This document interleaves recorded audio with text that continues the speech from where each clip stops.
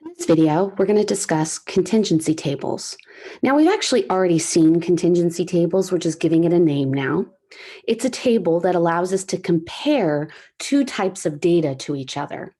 So, for instance, this first example, let's say we're interested in studying speed violations and drivers whose cell phones produce the following. So the idea is we're interested in whether or not somebody who's using the cell phone is speeding. And it kind of allows us to analyze the data when we are interested in comparing those information. So let's go ahead and dive into this example. So this contingency table is given. And we want to find the probability that a driver is a cell phone user. So that means we're going to look at the total of cell phone users. That would be 305. And that's going to be out of 755 total, which when we divide that, I'm just going to give the decimal, is 0.40. Okay, now let's find the probability that the driver had no violation. So that would be these people here who had no speeding violation last year. We're going to take that total of 685 and divide by 755. And that comes out to 0.91. So 91% of these people, large number. Okay, so we're interested in whether the driver had no violation and was a cell phone user. In other words, they got away with using their cell phone but had no speeding violation. So that is the group of people, because it's and, it would be the 280 people right here, right, that use their cell phone while driving but also didn't have a speeding violation. So here, I'm going to clear that. So that's 280 out of 755, and that comes out to 0.37. Okay, so here, let me zoom out. This one, find the probability that a driver is a cell phone user or had no violation. So that's a little bit different. So or implies that it could be one or the other. So of the cell phone users, we know that there are 305. And then we want to know if they had no violation. So that's 685. The problem is this 305 and this 685, they both counted 280 in their numbers, right? Because when we total up the row for the cell phone, people who are using their cell phone, that 305 is including the 280. And when we look at the total of people who had no violation, the 685, that also included the 280. So it's being counted twice. So I need to subtract out the fact that 280 is being counted twice. Now, this is our general OR formula for probability. Here, I'm just going to write that down. So it's the probability of using the cell phone, using the cell phone, plus the probability of, no violation, okay, and minusing the probability of the two of them, U and V. Okay, so we're basically doing this formula just using reasoning and logic. Okay, so when we I add and subtract those, I'm going to get 710 out of 755, which when we divide on the calculator, 94%. Okay, so now they're going to change this a little bit. Let me go ahead and again zoom out one more time so I can keep the data in my view. We want to know the probability driver is a cell phone user given they had a violation last year. So that means we're looking at this group right here, these people, all right, because those people did have a speeding violation, and that's what they're limiting us to when we're looking at this group. So they want to know the probability that they were a cell phone user. So there's 25 of those people out of 70. So because it's a given, right, that's limiting our total. So we're no longer looking at 755. Now we're only looking at the people who had a violation, and there were 70 people who had a violation. So it's 25 out of 70, which comes out to 0.36. Okay, so the next one says, find the probability the driver had no violation last year, given the driver was not a cell phone user. So now we're limiting ourselves to just looking at people who don't use their cell phone while driving. So that's 450. So it's this row right here, right? So there's 450 people who don't use their cell phone. And we want to know the probability that the driver had no violation. So in this row, the ones who had no violation, there's 405 of them. So this will be 405 out of 450, which when we divide is 0.90 or 90%. Okay, so this contingency table is incomplete. And they want us to complete it based on how sometimes we know the totals and sometimes we know certain numbers. So we're going to finish this table real quick. So the females, we know there's 45 total females. Okay. And since 18 and 16, 18, what is this? We're looking at areas they like to hike, prefer the coastline, 16 lakes and streams. If you subtract 18 and 16 from 45, that'll give us 11.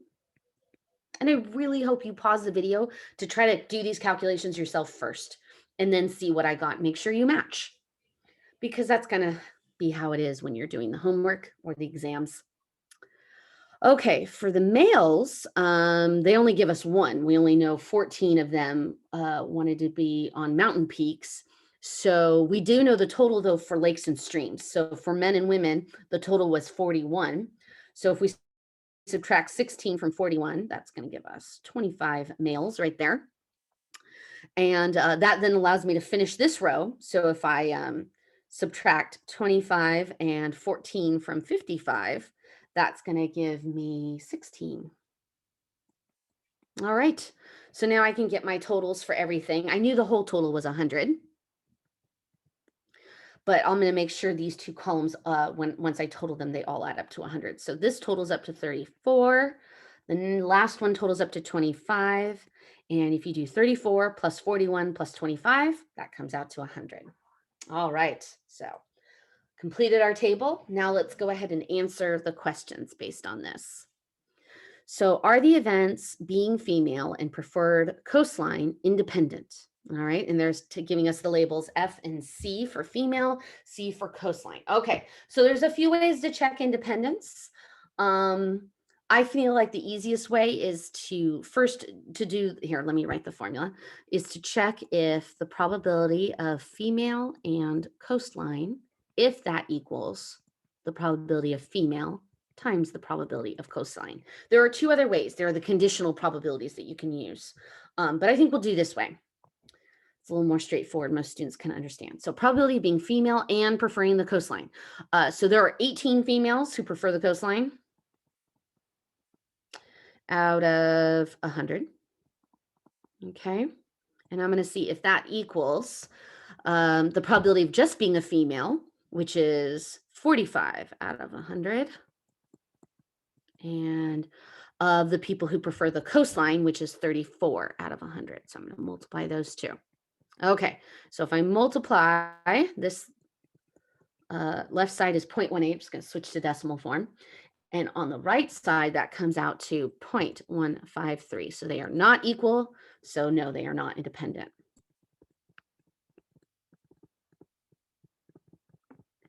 I know I did this little 3 dots before on another video, but it just means conclusion. It's a little conclusion. Okay, so find the probability that a person is male given the person prefers hiking near lakes and streams. Okay, so first thing they say is, how do you know it's a condition? So that's nice that they mention that. It's a condition because of this word given. Whenever they say the word given, it's a dead giveaway that we're talking about a conditional. All right. So let's fill in the blanks based on the way they've asked the question. So they want to know the probability that somebody is male, so that will be the first one, M, given that they prefer hiking near lakes and streams, which they called L. And then to calculate that, That would be of the males, there are 25 who prefer lakes and streams. And because it's a conditional, we're not looking at 100. We're only looking at the people who prefer lakes and streams. So that's over 41. And I'll just leave it as a fraction because that's a reduced fraction. But if you want to change it to a decimal, go for it.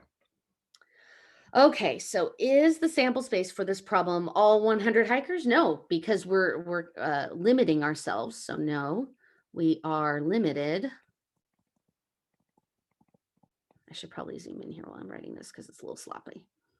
We are limited to those who prefer lakes and streams. Oops.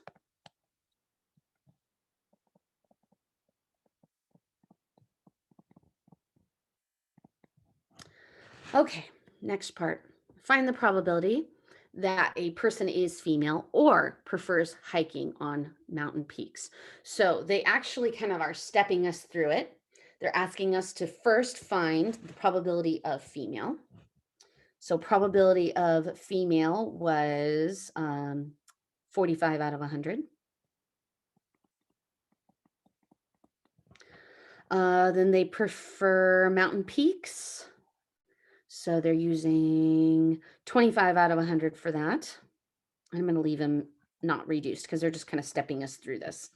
And then the probability that they are female and prefer mountain peaks, that is 11 out of 100. So then to find the or, we are doing the formula. So we're going to find the probability of female plus the probability of preferring the peaks. And then we're going to subtract out the and, female and peaks. And since we've already found all of these, 45 over 100 plus 25 over 100 minus 11 over 100. So that 70 minus 11 is 59 over 100 or 0.59. Makes more sense as a final answer. All right. So this problem, we are given a table where we are looking at the crime rate per 100,000 people, which is why there's decimals, okay? And we're looking at it over a period of time.